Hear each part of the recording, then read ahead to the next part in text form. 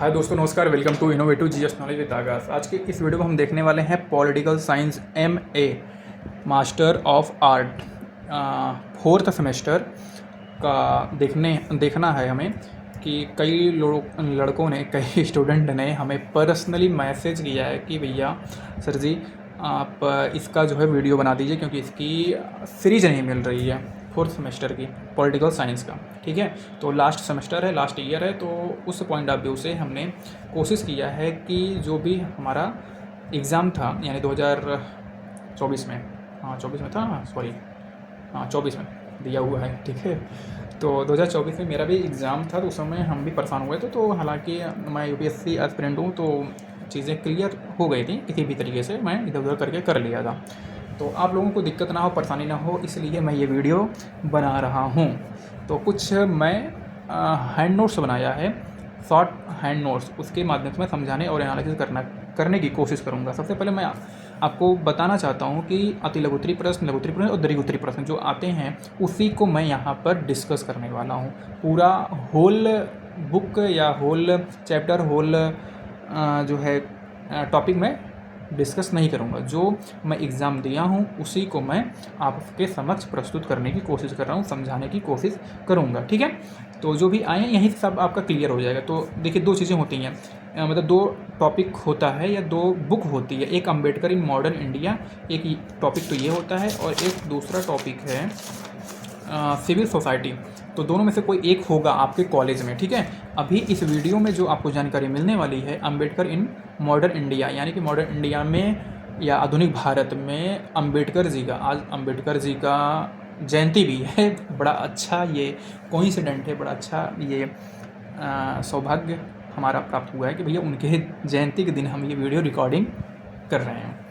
तो आधुनिक भारत में भीमराव अंबेडकर जी का क्या योगदान रहा है, उस पॉइंट ऑफ व्यू से ये पूरा पेपर बनता है। ठीक है, तो आइए हम डिस्कस कर लेते हैं। सबसे पहले उनका जो पहला क्वेश्चन है, या इस सब्जेक्ट से जो पहला क्वेश्चन है, वो ये होता है कि भैया हिंदू सामाजिक व्यवस्था में चातुर्वर्ण का सिद्धांत क्या है ना। अंबेडकर द्वारा लिखित दो पुस्तकों के नाम बताइए, ये दूसरा क्वेश्चन हो गया। तीसरा क्वेश्चन है भारत में जाति प्रथा पर अंबेडकर के विचार क्या हैं, अंबेडकर ने ब्राह्मणों का विरोध क्यों किया, राज्य के विषय में अंबेडकर के विचार क्या थे, अस्पृश्यता या अनटचबिलिटी के विषय में अंबेडकर के विचार क्या थे, 20वीं शताब्दी के बोधिसत्व के रूप में किसका महिमा मंडन हुआ है, हिंदू कोड बिल क्या है, धर्मांतरण पर अंबेडकर के विचार क्या है, अंबेडकर संविधान के पिता क्यों कहलाते हैं, क्यों कहे जाते हैं। ठीक है, और उसके बाद लघुत्तरी प्रश्न स्टार्ट हो जाता है कि अंबेडकर के विचारों की दार्शनिक पृष्ठभूमि क्या थी, अंबेडकर ने संसदीय प्रजातंत्र की पैरवी किस प्रकार की। तो ये सारे के सारे क्वेश्चन हम आज के इस वीडियो में डिस्कस करने वाले हैं। तो टाइम वेस्ट ना करते हुए हम आइए स्टार्ट कर देते हैं आज का अपना वीडियो। तो ये रहा आपका पेपर। ठीक है, आपके पेपर के हिसाब से अब दिख रहा होगा ना। ठीक है, तो अतु लघुत्तरी प्रश्न MA political science fourth semester, paper का नाम है अंबेडकर इन मॉडर्न इंडिया। और जो हम डिस्कस करने जा रहे हैं हिंदू सामाजिक व्यवस्था में चातुर्वर्ग का सिद्धांत। तो भैया पारंपरिक रूप से व्यक्तियों को 4 सामाजिक वर्गों में विभाजित किया गया था। कौन कौन से सामाजिक भाग थे या वर्ग थे, तो ब्राह्मण, क्षत्रिय, वैश्य और शूद्र। ब्राह्मण मतलब पुजारी जो पूजा पाठ करते थे, या विद्वान लोगों को कहा जाता था। हालांकि मैं इसके डीप में नहीं जाऊंगा, अगर आप लोग इसका डीपली अध्ययन करना चाहेंगे तो मैं इसका डीपली भी वीडियो बना दूंगा कि ब्राह्मण होते क्या हैं एक्चुअली में। ब्राह्मण के ऊपर कम से कम आधा 1 घंटे का पूरा लेक्चर हो सकता है। ठीक है, क्षत्रिय के ऊपर आधे से 1 घंटे का लेक्चर हो सकता है, वैश्य के ऊपर आधे से 1 घंटे का लेक्चर हो सकता है, शूद्र के ऊपर आधे से 1 घंटे का लेक्चर हो सकता है। लेकिन मैं यहाँ पर केवल और केवल एमए के पॉलिटिकल साइंस के पॉइंट ऑफ व्यू से बात करने वाला हूँ। ठीक है, तो ब्राह्मण यानी कि पूजा पाठ करने वाले या विद्वान, क्षत्रिय का मतलब योद्धा और शासक, वैश्य का मतलब व्यापारी और शूद्र का मतलब मजदूर या श्रमिक। ठीक है, ये होता है। शुरुआत में समाज के भीतर ये जो वर्ग था ये कार्यात्मक भूमिकाओं के आधार पर बांटा गया था, लेकिन फिर बाद में क्या होता है, ये जन्म के आधार के पदानुक्रम के रूप में विभक्त हो जाता है या आगे विकसित होता है। दूसरा क्वेश्चन आता है अंबेडकर जी से संबंधित कि अंबेडकर की प्रमुख रूप से कौन कौन सी पुस्तकें हैं या अंबेडकर द्वारा लिखित कौन कौन सी महत्वपूर्ण बुक हैं। तो एनिहिलेशन ऑफ कास्ट यानी कि कास्ट का जो है खात्मा या उसका निस्तारण, खत्म कर देना, ये बुक है। हु वर द शूद्राज, ये बुक तो सभी को पढ़नी चाहिए अकॉर्डिंग टू मी। अगली बुक है इनकी थॉट्स ऑफ रिलीजन और union versus freedom, thoughts on Pakistan, the problem of रूपी। तो उसमें तो 3 या 4 बुक पूछा था, लेकिन मैंने यहाँ पर आपको 3 और 3 6 बुक का आपको बता दिया है कि कौन कौन सी इनकी महत्वपूर्ण बुक हैं, तो ये सब पढ़ना चाहिए। एक पाकिस्तान वाला भी है कोई इनका, डिवाइड एंड पाकिस्तान ऐसा कुछ करके है, वो भी बड़ी फेमस बुक है, ठीक है। और अब अगला क्वेश्चन आता है, भारत में जाति प्रथा पर अम्बेडकर क्या विचार रहे हैं। तो अम्बेडकर का जो मानना है जाति प्रथा को लेकर के, यह बताते हैं, अच्छा ये सब मैंने फ्लो चार्ट बनाया, इसको आप लिख सकते हैं, ठीक है, या तो फिर ऐसे लिख सकते हैं या फिर आप इसको सेंटेंस वाइज भी लिख सकते हैं अपने पेपर में। मैं तो जब पेपर लिखा था तो उसमें सेंटेंस और ये फ्लो चार्ट, इसको फ्लो चार्ट कहते हैं या माइंड मैप कहते हैं। तो फ्लो चार्ट के माध्यम से अपनी चीज़ों को व्यक्त करने का सबसे बढ़िया तरीका होता है, तो मैं फ्लो चार्ट के माध्यम से चीज़ों को अभिव्यक्त किया था, अपने विचारों को। तो इस तरह से भी आप बना सकते हैं, अदरवाइज आप लिख भी सकते हैं। तो आप लिख देंगे कि भैया भारत में जाति प्रथा पर अम्बेडकर के विचार निम्नलिखित रूप से हैं। पहला है हानिकारक संस्था मानते थे, यानी कि अम्बेडकर क्या मानते थे, इस जाति प्रथा को या हिंदू सामाजिक जाति प्रथा को ये हानिकारक संस्था मानते थे। उसका बुराई वुराई सब बता दीजिएगा, ठीक है। इतना तो भाई हम मास्टर डिग्री ले रहे हैं तो इतना सब हमको पता होना चाहिए, हो जाता है कि हमको कैसे क्या लिखना है। हम आपको बस केवल यहाँ पे थोड़ा थोड़ा सजेस्ट कर दे रहे हैं कुछ पॉइंट के माध्यम से। तो उम्मीद करते हैं आपको चीज़ें समझ में आ रही होंगी। जैसा भी होगा कमेंट बॉक्स में कमेंट करके ज़रूर बताइएगा, फीडबैक दीजिएगा कि भैया आपने सही किया या गलत किया है, ठीक है। अगर अच्छा लगेगा तो भी बताइएगा, बुरा लगेगा तो भी बताइएगा, नहीं समझ में आएगा तो भी बताइएगा, समझ में आएगा तो भी बताइएगा। दोनों तरह से अगर आप फीडबैक देंगे उसी के हिसाब से हम अपने नए और नेक्स्ट वीडियो को इन्हेंस करेंगे, ठीक है। अगर अच्छा है तो और अच्छा करने की कोशिश करेंगे, अगर ख़राब है तो बेटर करने की कोशिश करेंगे, ठीक है। तो जैसा भी होगा ज़रूर बताइएगा हमको कमेंट में। तो अम्बेडकर जी जाति प्रथा को हानिकारक संस्था मानते हैं। मूल सिद्धांतों में वो बदलाव करने की बात करते हैं कि भैया जो जाति प्रथा है ना, वंशानुक्रम, आप जो वंश के आधार पे ये चीज़ों, मतलब ब्राह्मण का लड़का ब्राह्मण हो रहा है, वैश्य का लड़का वैश्य हो रहा है, ये जो टाइटल मिल रही है इसमें बदलाव करने की ज़रूरत है, ये बात करते हैं। और ये बात करते हैं कि भैया ये जो जाति प्रथा है ना, ये सामाजिक व्यवस्था के लिए या सामाजिक न्याय के लिए, सोशल जस्टिस के लिए सबसे बड़ा खतरा है। ये चीज़ें नहीं होनी चाहिए, है ना। सभी के लिए सभी तक का जो न्याय है वो पहुंच नहीं पाता है इसके माध्यम से, ये इनका विचार था।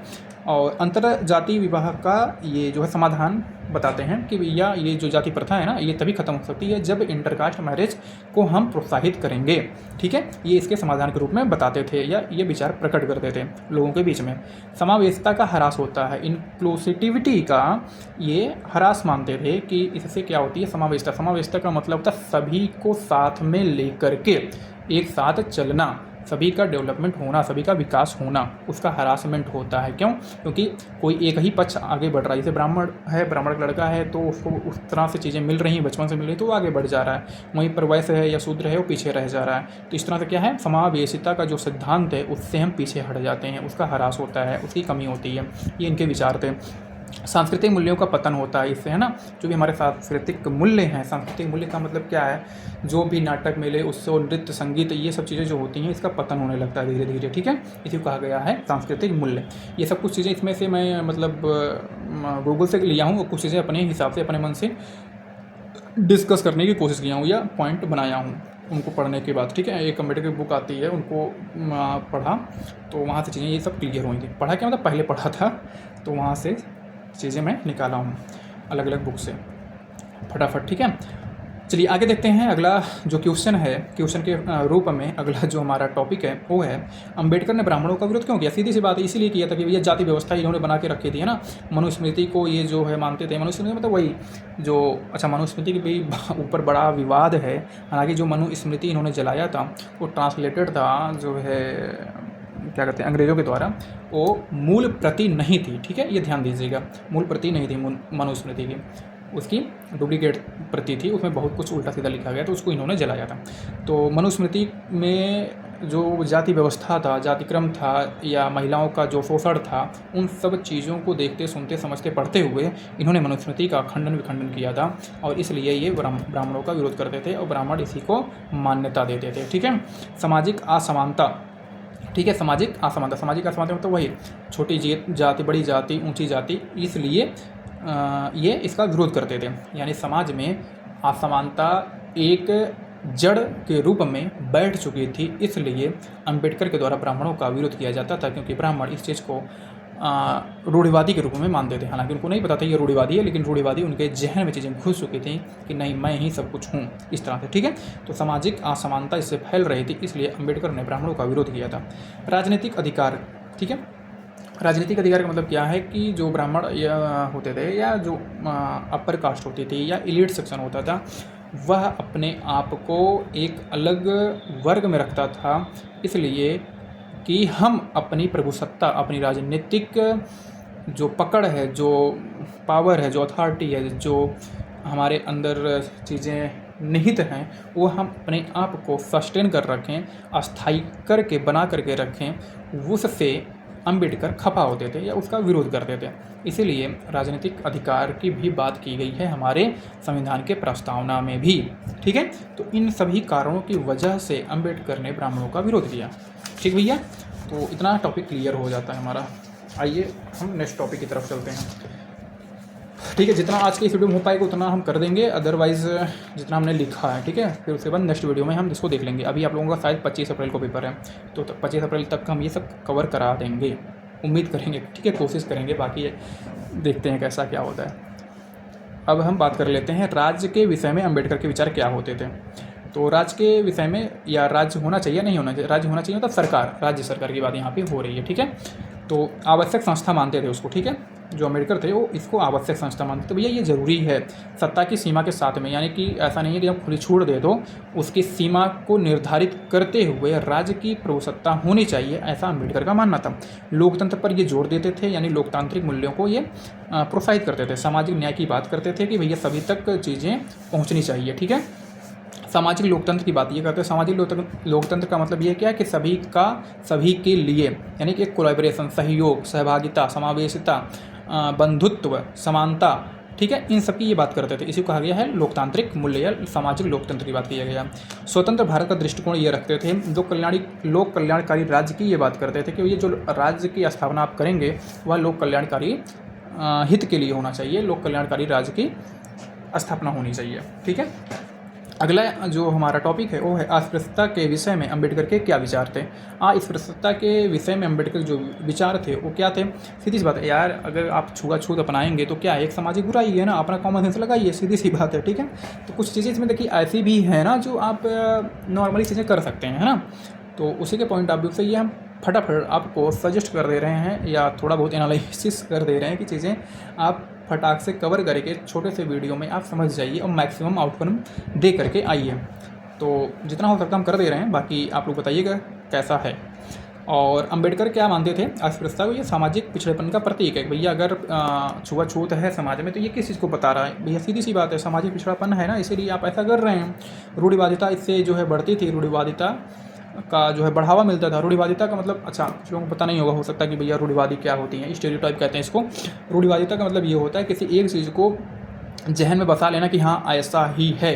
यानी किसी भी देश काल परिस्थिति में आप हैं अगर, और किसी भी व्यक्ति, वस्तु, स्थान, घटना के बारे में अगर केवल एक ही राय बना करके चलते हैं, एक ही धारणा बना कर चलते हैं और लंबे समय तक सस्टेन करते हैं, अपने मतलब मानसिक जो है उसमें या मन में या दिमाग में वो चीज़ें बनी रहती हैं, तो उसी को हम कहते हैं रूढ़िवादी होना। जैसे लड़के ऐसा ही होते हैं, लड़कियां ऐसे ही होती हैं, पुरुष ऐसे ही होते हैं, जो भी पॉजिटिव या नेगेटिव जो भी है। ठीक है, तो मैक्सिमम रूढ़िवादी जो शब्द है वो क्या होता है, नेगेटिव के संदर्भ में होता है और कहीं कहीं अच्छे में भी होता है, लेकिन हम उसको मतलब वही मान लेते हैं कि नहीं ये अच्छा ही है, ये भी रूढ़िवादी ही है, और ये बुरा ही है, ये भी रूढ़िवादिता ही है।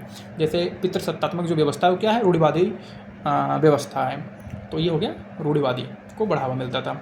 ठीक है, लोकतांत्रिक मूल्यों का हनन होता था। लोकतांत्रिक मूल्यों का हनन होता था वही समानता, सहभागिता, समावेशिता, बंधुत्व, है ना, ये सारी चीज़ों का हनन होता था। किससे, अस्पृश्यता से, इसके मतलब विचारों से। अगला टॉपिक है 20वीं सदी में बोधिसत्व के रूप में महिमा मंडन किसका होता था और क्यों हुआ था, ये क्वेश्चन था। ठीक है, 20वीं शताब्दी में बोधिसत्व के रूप में महिमा मंडन किसका किया गया था और क्यों किया गया था।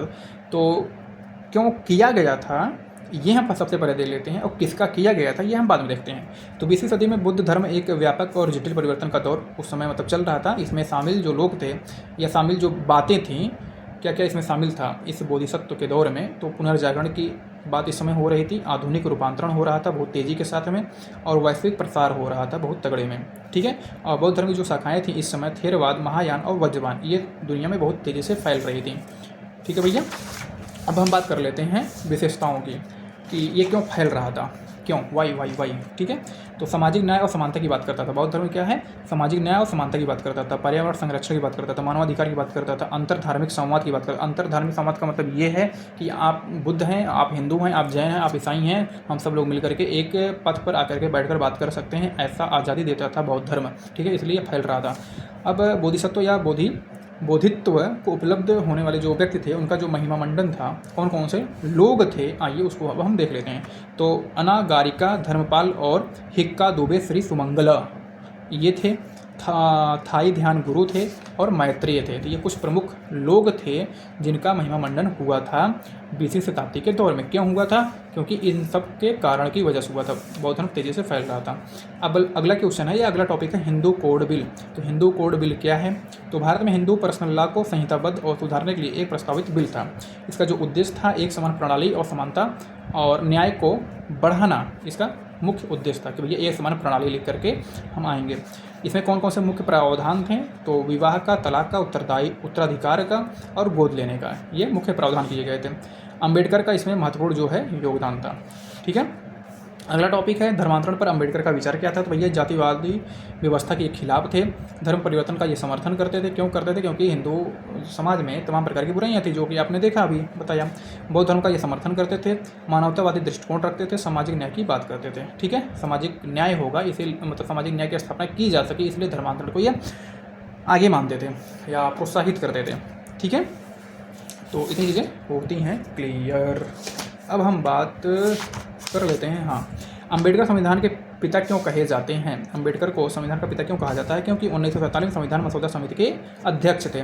संविधान निर्माण में इन्होंने योगदान दिया था, अस्पृश्यता के खिलाफ इन्होंने आवाज़ उठाई थी, ठीक है, और सामाजिक न्याय के लिए इन्होंने संघर्ष किया था। संविधान के मुख्य वास्तुकार थे, इसलिए अंबेडकर को संविधान का पिता कहा जाता है।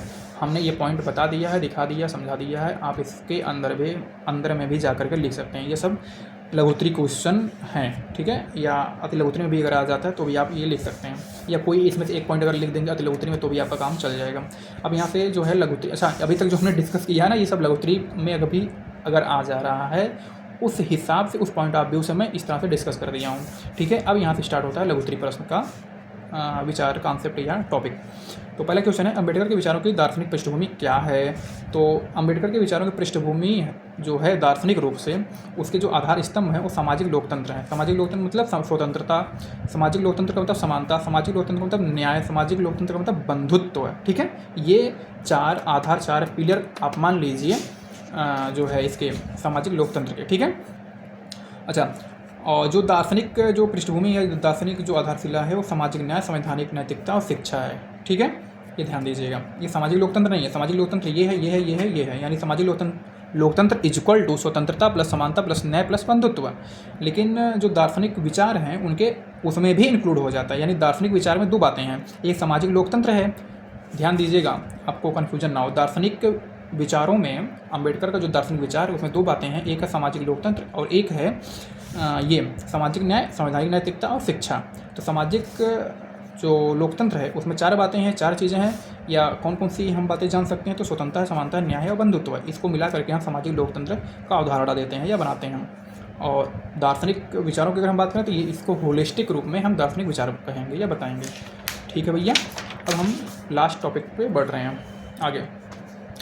ये क्वेश्चन बताने की ज़रूरत नहीं, अंबेडकर का संसदीय लोकतंत्र की अवधारणा क्या है, अगर ऐसा क्वेश्चन आता है तो इसमें आप वही सारी चीज़ें लिखेंगे जो आज की व्यवस्था है, कि अंबेडकर का संसदीय लोकतंत्र का मतलब वही कार्यपालिका, विधायिका और न्यायपालिका, तीन चीज़ें होती हैं, ठीक है। कौन कौन सा होता है, न्यायपालिका,